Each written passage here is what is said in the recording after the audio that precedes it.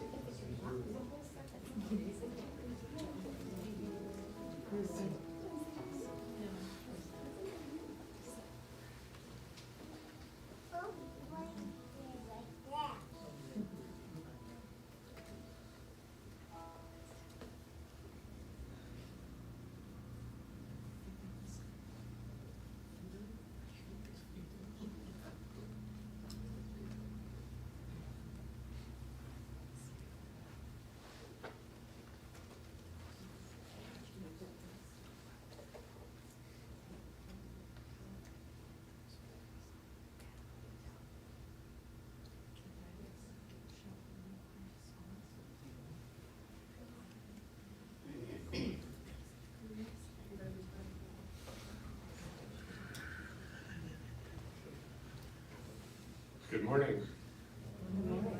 Welcome to this time of gathering and remembrance. My name is Phil Hasslinger, and Ruth asked me if I could help lead this gathering today, and so it's a real honor to be here with all of you, especially with Ruth's family. I know they appreciate the support it shows when you come to an occasion like this. So on behalf of her sisters, Alice and Ellie, her brother Harry, his wife Judy, her son Brian, and then we hold in memory Ruth's parents, her sister Betty, her brother Mike, other deceased relatives, and of course your beloved daughter Derby. When people gather for occasions like this, people come from many different kinds of faith traditions or no particular faith tradition at all. So I just hope you feel comfortable gathering in whatever way seems appropriate for you during this time when we're together here.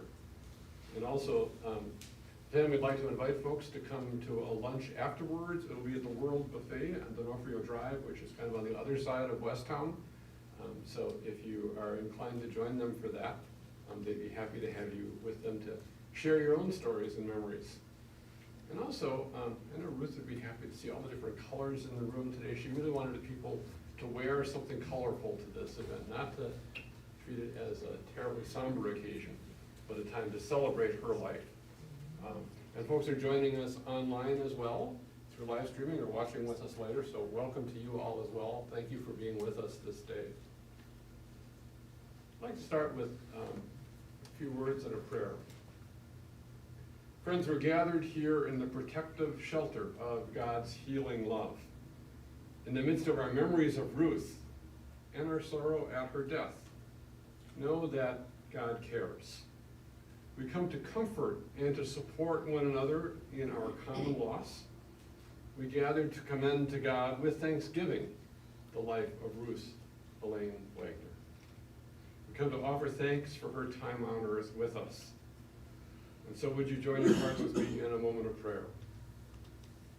God, the creative force of our universe, the love that connects the essence of our beings as love, we gather here today in gratitude to remember Ruth as a beloved person, as one who deeply appreciated the beauty of the people around her who plunged into the world with enthusiasm and joy. So God of tender love and infinite mercy, let Ruth's spirit be one with yours, and let your care surround all of us here this day. Help us to cherish what Ruth was to each of us, and let us be inspired by her life even as we mourn her death. Let our love for each other comfort and sustain all of us. Amen. One of Ruth's favorite singers was Celine Dion, and she has a song called How Does a Moment Last Forever? So let's listen to that song.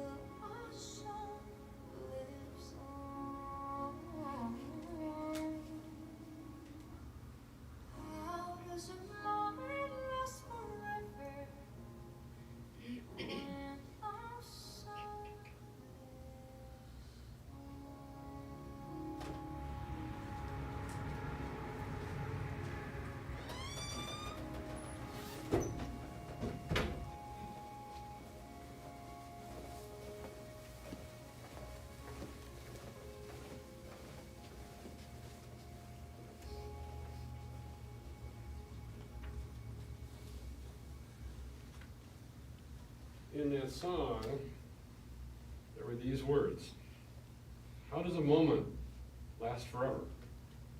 How can a story never die? When all else has been forgotten, still our song lives on. Ruth had a story that has not died. The song of her life and her love lives on. When Ruth was preparing her own obituary, of course she was doing it herself. She had ideas about how she wanted to be remembered. She began with the place of her birth, Waterstown Township, that includes the village of Blue River, Wisconsin.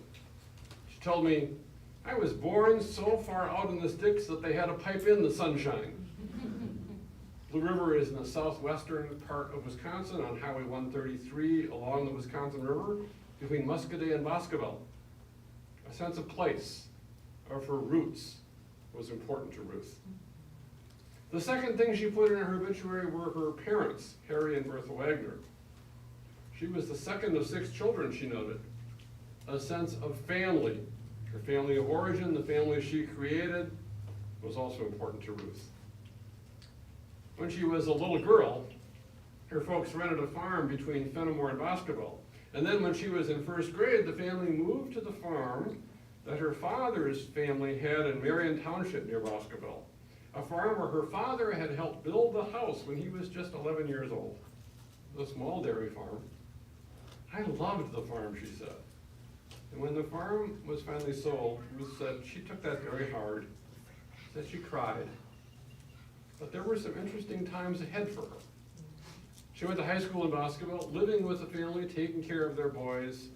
That was a common practice in those days, she said. Adding, I had a beautiful room and the boys were sweet. She liked to walk to school from the house and did some sewing at the house. She said she didn't get involved in many extra activities. I was square, was how she put it. But then she did graduate 3rd in her class. One other significant thing came out of her time in high school. Her high school sweetheart, Robert Linder, married her in 1957, exactly 1 month after graduation. Ruth noted that she graduated on May 19th, got married on June 19th, and turned 18 on July 19th. It was quite a summer. Ruth and her husband moved to the Chicago area. He was in the Army. They had 2 children, Deborah, who became known as Derby, and Brian. But the marriage did not last. Ruth left him and moved to Madison in 1967. She had some relatives here and was closer to her parents, who were still in Boscoville. She said she never regretted that move to Madison. It was where she lived for the rest of her life. But in a new city with 2 children, she needed to find work. She started at a company that ran accounting systems for dentists. She remembers that was the first time she had ever heard of computers. And the computer there filled an entire room. Different era, not like we have it now. She moved on to other office jobs for several years, did a brief stint as a realtor, and then became a correctional officer at the Oak Hill Correctional Institution in Oregon for a decade. Some of the pictures, you could see her in her uniform. She worked for the State Department of Health and Social Services as an office manager in the Bureau of Child Support, and then worked as a tax collector dealing with business taxes. She got married 2 more times, once in 1974, then in 1986, but those marriages also ended in divorce. After that 3rd divorce, she wrote in that draft of her obituary, having decided she didn't know how to pick the right partner, she remained very happily single for the rest of her life. Here's what Celine Dion sang. Maybe some moments weren't so perfect. Maybe some memories not so sweet. But we have to know that some bad times are there or our lives are incomplete. And then when the shadows overtake us, just when we feel all hope is gone, we'll hear our song and know once more that our love lives on. So through all the rough spots in relationships, through the challenges that come with raising teenagers, love lived on. And Ruth knew places to find joy. Outside of work and raising her children, Ruth enjoyed dinner and drinks and movies with friends. Later she'd go to plays with friends. She always had been a reader, and in her later years she started keeping tracks of the books she read. One year she read 104 books. She was part of book groups that discussed what they were reading. The event that divided Ruth's life in half, though, was the brutal murder in Racine of her daughter Derby on March 22nd, 1987. Ruth dove into trying to help the police solve the murder. She did so much that a detective in Racine once joked that they were going to give Ruth some extra cases to work on. But alas, no one was ever charged with the murder. Ruth initially took care of Derby's 2 kids, then ages 4 and 7. She fought for custody for them for a year, but ultimately the custody was awarded to their father. And the last time she saw her 2 grandchildren was at Halloween of 1989, and then all contact ceased, she said with great sadness. Once more from Celine Dion. Through the darkness of our troubles, love is beauty, love is pure, love pays no mind to desolation. It flows like a river through the soul, protects, proceeds, perseveres, and makes us whole. Ruth became an advocate for victims' rights legislation in Wisconsin and was active in Parents of Murdered Children of South Central Wisconsin. She was a supporter of organizations that worked with women facing violence, organizations like Domestic Abuse Intervention Services in Madison and the Women's Resource Center in Bethany Apartments in Racine. That's where donations in her honor could go. Over the years, Ruth had a number of roommates to help her pay the bills. So many of them were from other countries that she jokingly called her place Ruth's International Boarding House. They came from Iran and Mexico, the west coast of Africa, Peru, Italy, Mexico, Nicaragua. She noted a couple of them became like family. Others, not so much.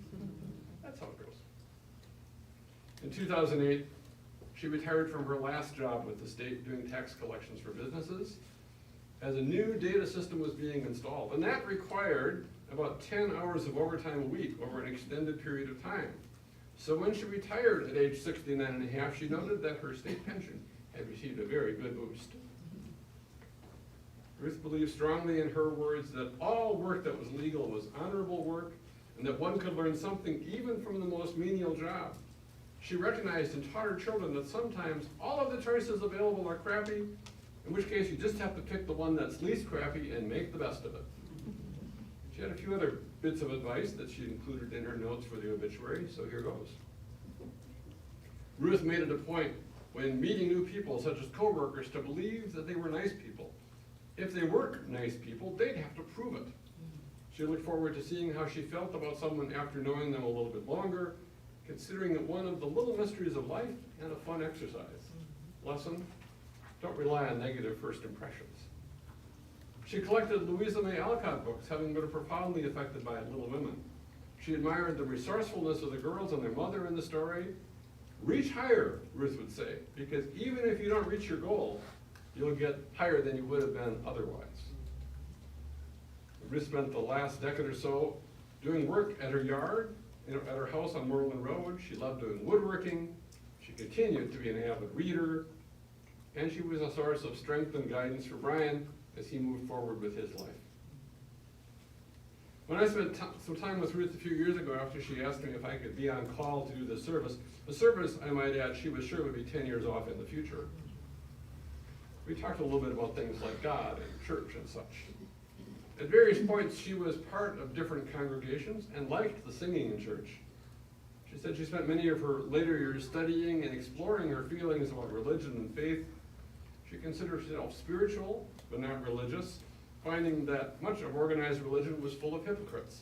In her words, she believed that some sort of higher power existed, but didn't embrace what she called normal beliefs.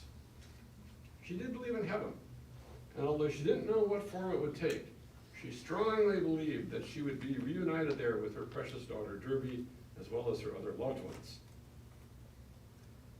Let's let Adele, another one of Ruth's favorite singers, take us forward with Make You Feel My Love. Ruth had so much love for people in her life, love that survived some of the hardest times anyone can know. So cherish these words as we listen to Adele and think of Ruth. The storms are raging on the rolling sea, and on the highway of regret, the winds of change are blowing wild and free. You ain't seen nothing like me yet. So we'll hear from Adele.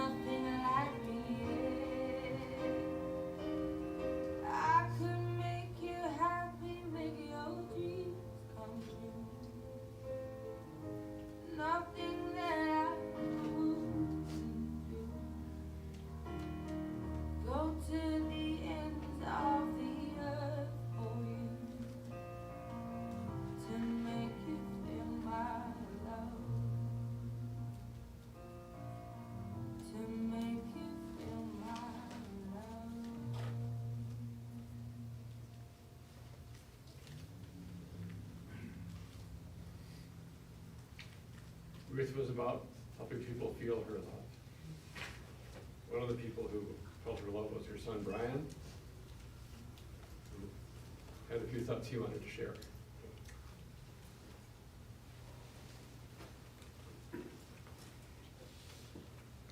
Thank you, Reverend Phil.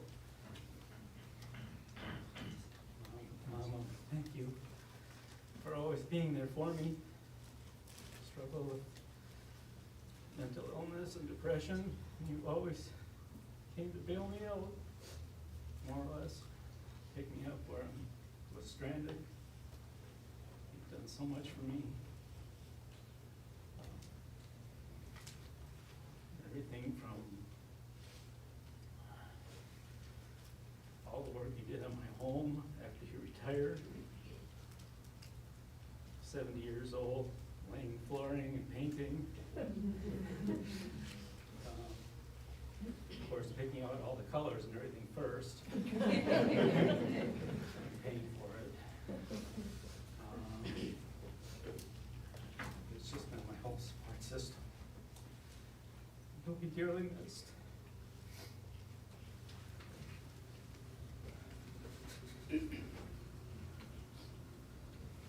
Thanks, Brian.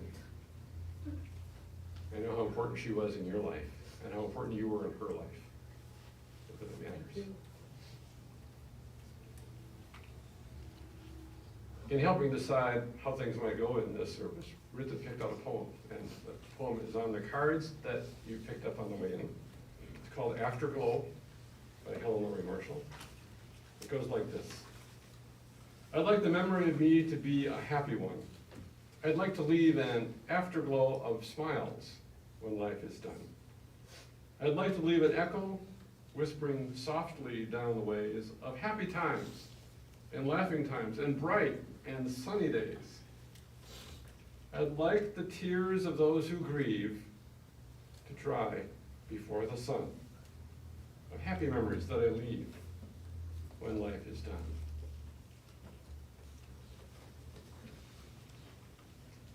The lives we live, the deaths we die are woven so strangely of purpose and chance, of reason and of the irrational, of strength and of frailty, of both happiness and pain. So into your loving hands, O God, we commend Ruth's spirit. Let her share in the love of your realm beyond our earthly existence. Save our minds from despair and our hearts from fear, and guard us and guide us with your peace. Amen.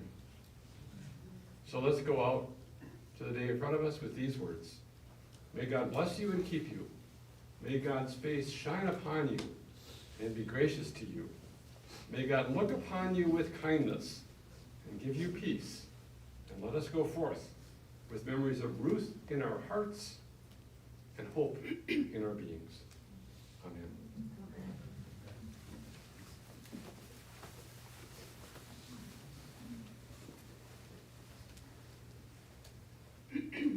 On behalf of Ruth's family, I just want to again thank you so much for joining them here to show your love and support.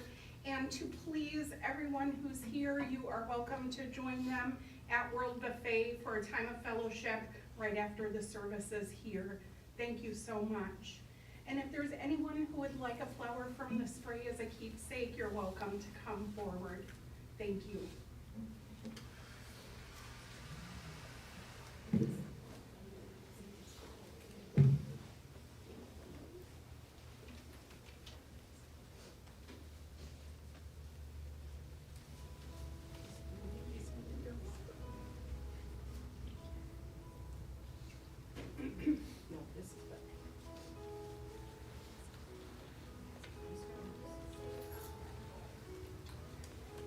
Is there anyone